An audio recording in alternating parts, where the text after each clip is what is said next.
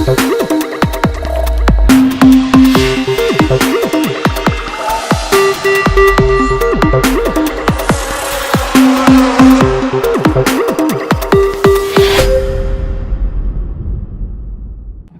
evening, viewers. This is Point of View.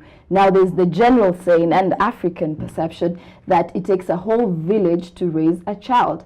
Put this in the modern setting. We have proper laws, both regionally, nationally, and internationally, that take care of the state and welfare of the child. Yet, there is the considerable concern that the Kenyan child is not wholly and absolutely protected. Tonight, we look at the state of the Kenyan child. This is Point of View, and I'm your host, Linda Kruger. And we're back. Tonight on the show, I am joined by Angela Nyamu, country manager of Terre. I think I got that right? Yes, you did. Welcome to the show. Thank you, Linda. Tell us a little bit more about your organization. Out of curiosity, what does the title stand for? Okay. Terre is a child rights organization, a child protection organization. We're part of the International Federation of the Terre. Okay. So we are Terre Netherlands, an organization founded in the Netherlands in 1965. When we started our work back then, main projects focused on humanitarian assistance or assisting children in emergency situations. But over time, that has shifted into development-focused projects, looking at protecting children in their own environments. And so our main programs are actually stopping child exploitation. Yes. All right. In your tenure at the organization, tell us a little bit more about the exploitative situations that you've come across. Okay. When you talk about child exploitation, there are two main forms of exploitation that children would possibly go through.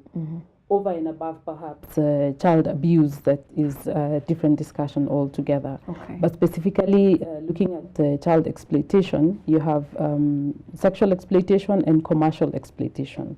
Now, sexual exploitation would involve child sex tourism, would involve trafficking for sexual purposes, would also involve commercial sexual exploitation of children.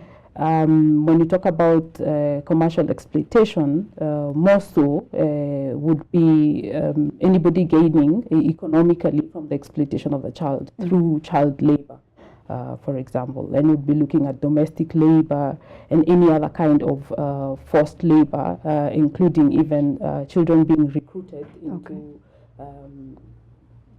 becoming child soldiers, because then someone also benefits economically from that. Indeed, indeed they do. Yes. Now, you talked about working with project partners. Is this how you achieve your goal of stopping such exploitative situations? Yes. And how does the whole process work? Okay. One, we believe that working with local partner organizations that are registered within the country is the best approach in terms of, one, building the capacity of local partners to be able to address exploitation within the communities where they work.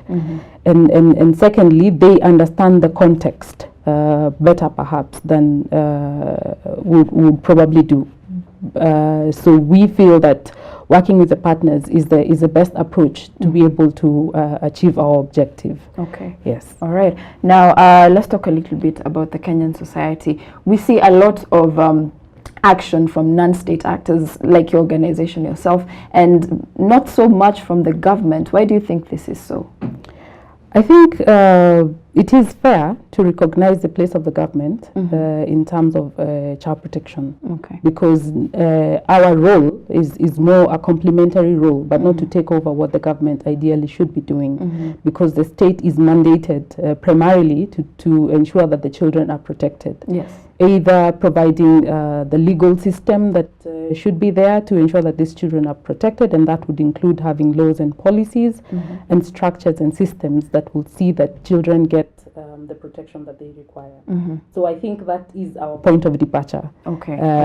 There are quite a lot of non-state actors in Kenya, both international, national NGOs and possibly what we'd refer to as community-based organizations that would be taking care of the welfare of the children. And so being closer to children, specifically for the community-based organizations and possibly also national organizations, means that they are better placed and possibly also better resourced to intervene in such situations. I would say the government is also stretched resource-wise, because then there is an element of health service provision for the entire country. There's the element of security and things like that that would take up a bigger chunk of the budget as well. But we're saying, yes, children are citizens of Kenya, and therefore budgeting should also take care of service provision for the children. But we don't compete with the government per se, and that should not be the role of NGOs. I must say it's more to complement the work of the government. Indeed. Yes. Have there been partnerships between non-state actors, NGOs, and the government, and how fruitful have they been thus far? There have been a lot of partnerships, I would say, because if you look at most organizations, including Terre Netherlands, the way we work, at local level, you find child protection officers who are mainly employed by the government, and they work in partnership with organizations to do referrals, for example, withdrawal of children from exploitative situations, placing them in safe environments, and following up on the cases where need be, and provision of legal support. There have been a number of projects where organizations have partnered with the Children's Department, for example. They even have MOUs working with the Ministry of Labor. I would say, for example, for Terre, we are in a roundtable working group addressing child labor, and that is chaired by the Ministry of Labor. Wow. So there's, and we are not the only actors there. There are quite a number of players in the children's sector. So there's quite a lot happening in partnership with the government. Now, you initiated a project with some civil organizations on informal settlements. Based on children in informal settlements. Tell us a little bit more about this project. We do have a number of projects actually in the informal settlements, more so in Nairobi, working in Mukuru and in Mathare. There are some that are supporting access to quality education for children, but I think the one that you're specifically referring to is a project that is addressing child trafficking in urban areas. More so, like I mentioned, targeting Mukuru and Mathare. We're working in partnership with 3 local organizations in a consortium. A model that we feel is good in terms of delivering results and ensuring that each partner delivers results on their areas of specialization. So we did a preliminary assessment in 2013, towards I think beginning of 2013, just to assess what the situation of children is as far as trafficking is concerned in the urban areas, because there was anecdotal information that it is actually happening. So we did that assessment, and indeed we felt that there was concern where children are actually moving from the rural areas into the urban areas, because a lot of times the kind of trafficking that is usually recognized, though more and more it's actually becoming more recognized that trafficking within the country is an issue, just as trafficking cross-border is bigger. But I think trafficking cross-border is more recognized than within the country. And for us, we felt that there are a number of children who are actually moving, either for economic reasons or they're actually being moved. Whether it is with their consent, is the consent informed, or even if it's with the consent of the parents, do the parents actually know what their children will be doing when they move to the urban areas? So the findings were strong enough, we believe, for us to be able to set up a program.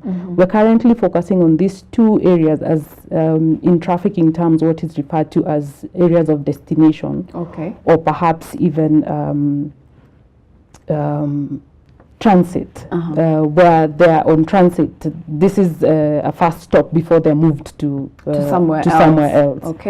And so, in that sense, we said we will intervene here because this is where we have the information. But we're also building in an element of research to find out where these children are coming from, because there was also anecdotal information pointing to some of the areas where these children are coming from. Specific areas. Yes. But then you need more information to understand what are the numbers, for example, of children moving. Are they massive enough? You know, what is the age group of these children? Are there more boys or girls moving, to be able to have a sound program? So Indeed. our project basically will expand. But for now, we're looking at withdrawing or at least rescuing some of these children who are being trafficked, or some who are at risk of being trafficked in the slum areas, because some of them would be at risk because of what they're exposed to. Indeed. What kind of work do they get into, well, economically and sexually exploitative situation? What kind of work do they get into? From the assessment, there were two main categories. There was one, domestic labor, which is huge. And then secondly, there was commercial sexual exploitation. There was also indication of children being employed or being used in brewing local brew, which is also detrimental to the children's development and perhaps even access to education. All right. Well, we're taking a short break, viewers. Keep it point of view.